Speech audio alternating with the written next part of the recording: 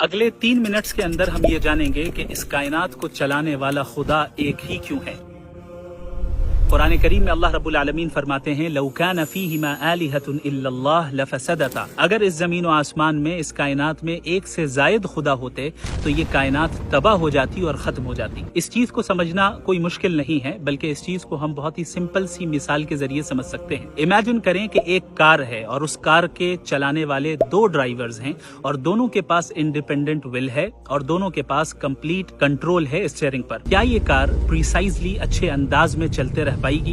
ہرگز نہیں۔ نتیجہ یہ نکلے گا کہ یہ کار کریش کر جائے گی، کیونکہ جب 2 ایسے ڈرائیورز ہیں جن کے پاس انڈیپینڈنٹ ویلز ہیں تو ایک چاہے گا کہ ہم رائٹ لیں اور دوسرا چاہے گا کہ ہم لیفٹ لیں، اور نتیجہ یہ نکلے گا کہ یہ کار کریش کر جائے گی اور تباہ ہو جائے گی۔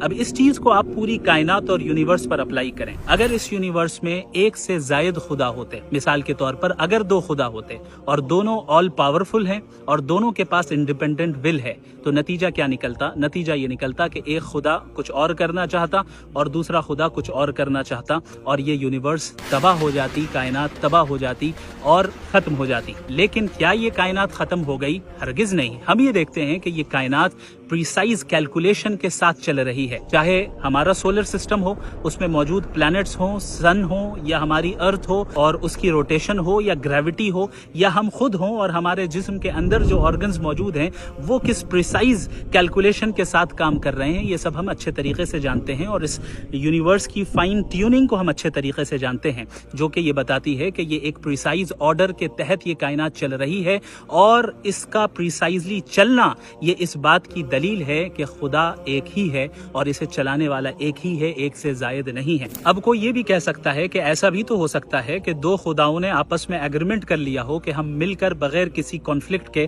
اس یونیورس کو پریسائز نظام کے تحت چلائیں گے۔ تو ایسی صورت میں جب 2 خداؤں کے درمیان ایگریمنٹ ہو جائے تو دونوں ایک دوسرے کے پابند ہو گئے اور ایک دوسرے کے محتاج ہو گئے، اور محتاج ہو جانا اور دوسرے کا پابند ہو جانا یہ خود نقص ہے، کمی ہے، عیب ہے خدا کی ذات کے لیے۔ جو ذات دوسرے کی پابند ہو اور دوسرے کی محتاج ہو وہ خدا ہو ہی نہیں سکتی۔ لہٰذا خدا چونکہ آل پاورفل ہے اور ہر عیب سے پاک ہے اور انڈیپینڈنٹ ول رکھتا ہے، لہٰذا وہ ایک ہی ہے، اور اس کائنات کا نظام خود یہ چیز بتا رہا ہے۔ دوسری صورت یہ ہو سکتی ہے کہ ایک خدا دوسرے خدا پر غالب آ جائے۔ ایسی صورت میں بھی وہ خدا جو ہار گیا اور مغلوب ہو گیا وہ خدا ہی کہاں رہا، وہ آل پاورفل نہیں رہا، اور خدا آل پاورفل ہے جو کبھی نہیں ہارتا۔ ایک خدا کو ماننا اور توحید کو ماننا، وننس آف گاڈ کو ماننا، یہ کوئی اندھی تقلید نہیں بلکہ ایک لاجیکل نیسیسٹی ہے۔ جزاکم اللہ خیر۔